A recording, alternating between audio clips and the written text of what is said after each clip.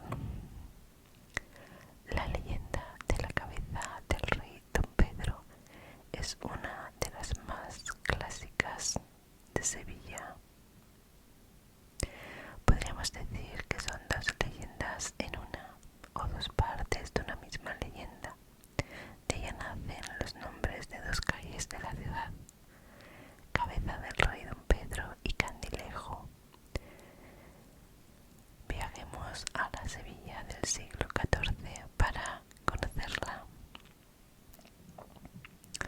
Pero antes veamos brevemente el contexto histórico en el que se origina la leyenda. Los hechos ocurren a mitad de 1300, muy cerca de la puerta principal que conectaba la antigua judería sevillana con la ciudad cristiana. Pedro reinaría desde 1350 hasta 1369, cuando falleció.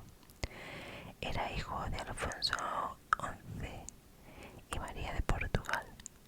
Su padre tuvo 10 hijos con Leonor de Guzmán, su amante. Uno de ellos, Enrique, conde de Trastámara, tenía el apoyo de gran parte de la nobleza y quería arrebatar el trono a su medio hermano Pedro. Por otro lado, Pedro I se casó primero con Blanca de Borbón, con la que no tuvo hijos.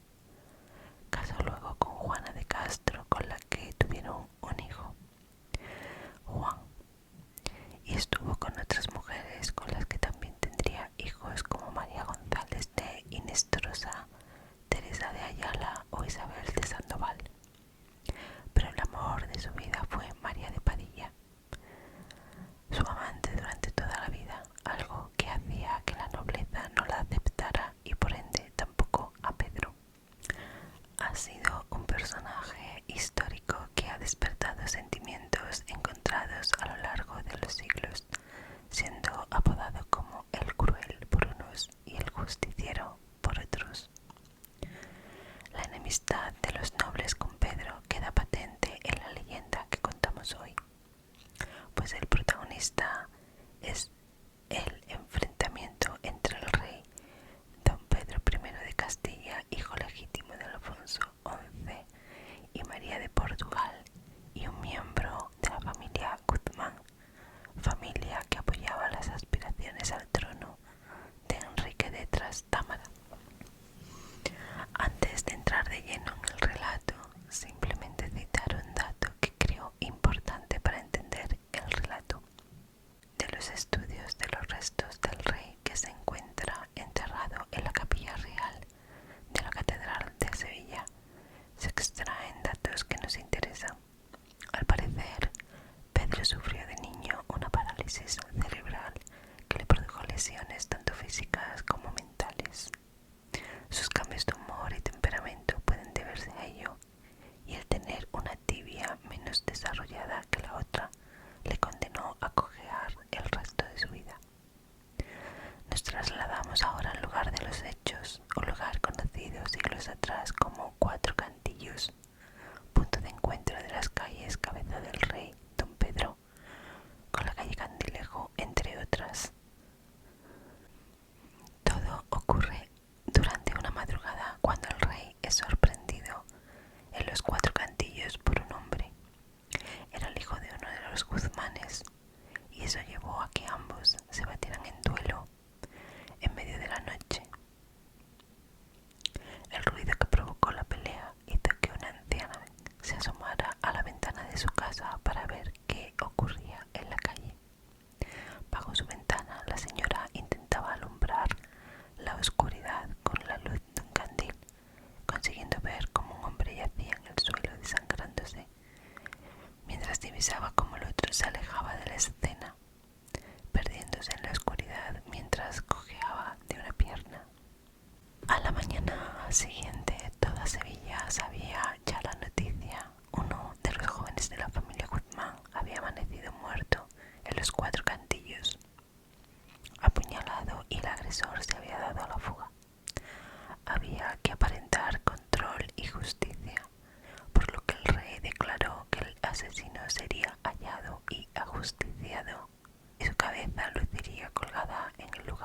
los hechos para que toda la ciudad pudiera ver al criminal. Con lo que el rey no contaba es que con que una anciana vecina del lugar había sido testigo del duelo y ésta se presentó en el alcázar para contar lo acontecido. Pidió ver al rey, algo a lo que éste accedió. La señora le dijo que había visto al asesino y que si le traía un espejo se lo mostraría. Trajeron un espejo y cuando quedaron a solas la señora se lo mostró al rey diciendo: ahí tenéis la cara del hombre que mató a Guzmán. El rey, viéndose sorprendido sin entender muy bien cómo la señora lo había reconocido, le prometió que cumpliría su palabra, que su cabeza colgaría en el lugar de los hechos y que toda la ciudad sabría que él era el asesino. Días después, una caja de madera aparecía colgada de una hornacina en el lugar donde aconteció el duelo. Contenía la cabeza del asesino, pero la caja permanecía aún cerrada. Años después, el rey moriría a manos de su hermano bastardo Enrique en Montiel, lejos de Sevilla, dando paso así a los Trastámara en el trono de Castilla. La familia conservaría en sus manos durante casi siglo y medio, hasta que, tras la muerte de Isabel la Católica, Felipe el Hermoso se convierte en el primer monarca de la Casa de los Habsburgo. Muerto don Pedro, la caja de madera que contenía la cabeza del asesino se abrió y Sevilla descubrió que fue el mismísimo rey el que había matado al hijo de Guzmán. La cabeza del rey sigue presenciando el lugar de los hechos, pero la que vemos no es la original colocada tras el duelo. La original se conserva hoy en el apeadero de la Casa de Pilatos.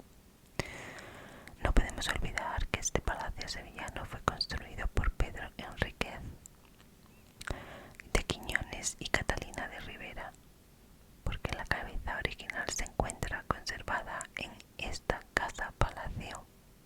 Pedro Enríquez de Quiñones era tataranieto del rey Alfonso XI, padre de Pedro I y bisnieto del infante don Fadrique, hijo de Alfonso XI y Leonor de Guzmán, por tanto, hermano de Enrique y medio hermano de Pedro I.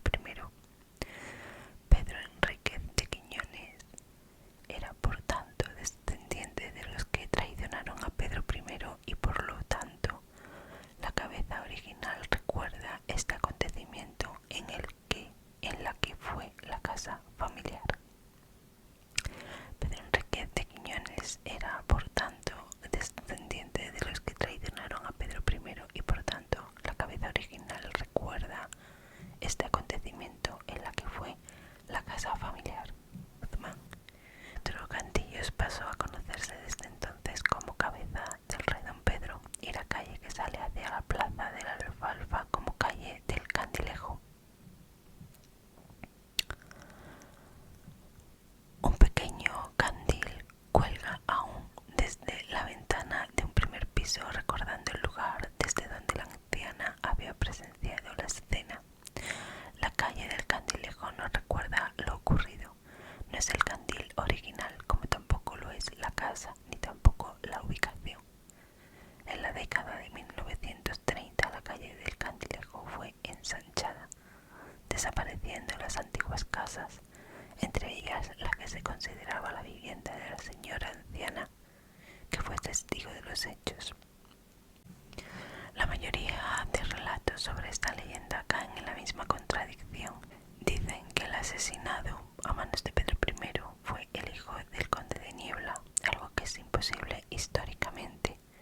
La leyenda no se ubica cronológicamente en ningún año concreto, pero todos coinciden en decir que ocurre varios años antes de la muerte de Pedro I en 1969. El 1 de mayo de 1368, Enrique de Trastámara nombra a Juan Alonso Pérez de Guzmán primer conde de Niebla. Su primer hijo nacería siendo él ya ya bastante mayor, con 49 años en 1391.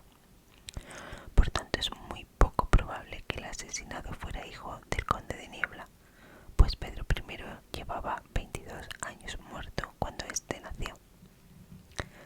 Saber si ocurrió en realidad algo así o saber qué ocurrió en realidad es difícil. De hecho, el relato mejor documentado sobre el origen de los nombres de estas dos calles lo da Manuel Fernández y González a finales del siglo XIX en su obra La cabeza del rey Don Pedro. Es un relato bastante creíble y en nada se parece a la versión más popular, poniendo en atención sobre otro personaje. Sea como fuere, estas calles inspiran historias y leyendas. Esa es la versión más histórica, digamos. Después tenemos otra versión que sería muy cerca de la Alfalfa. Se encuentran dos calles que se unen en la historia y la leyenda. Me refiero a las tituladas Cabeza del Rey Don Pedro y Candilejo.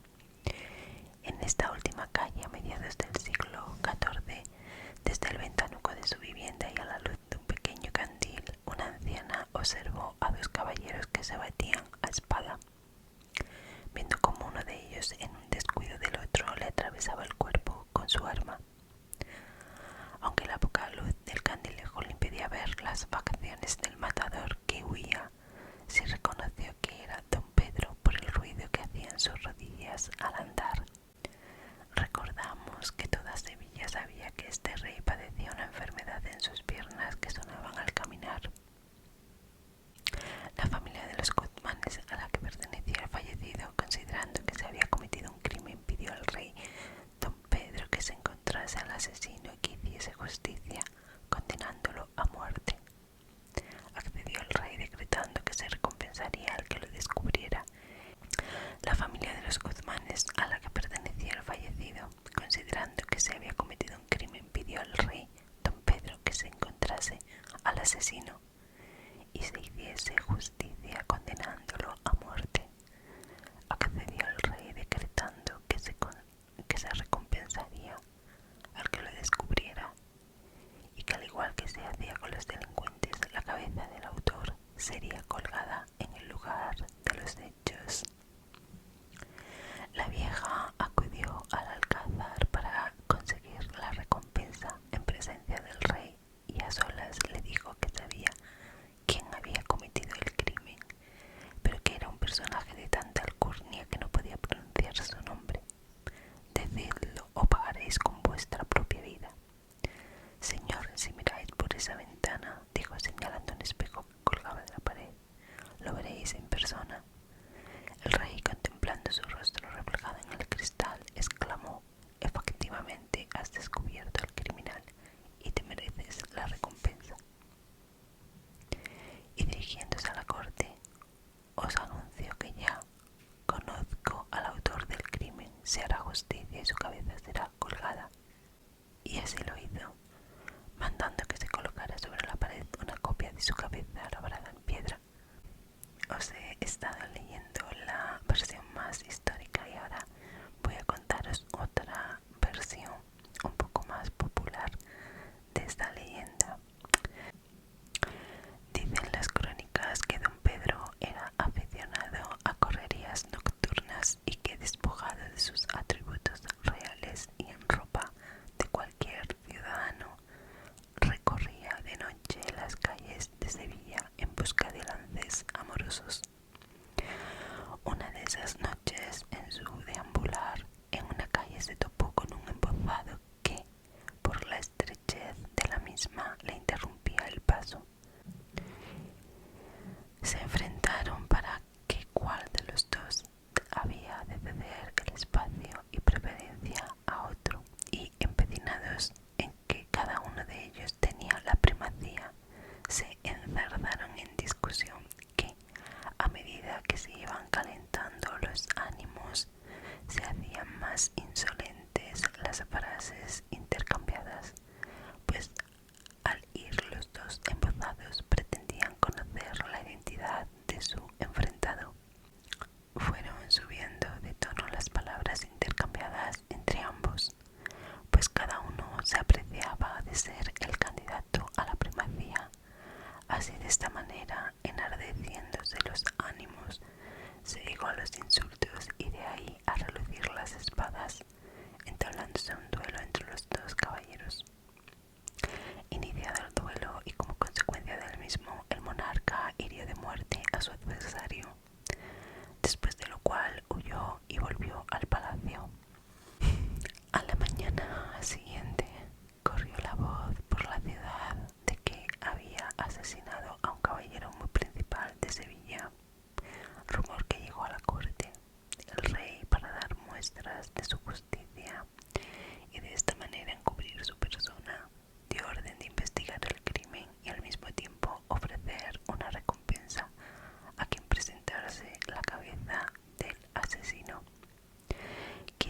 la suerte del rey que una anciana desde una ventana de una casa adyacente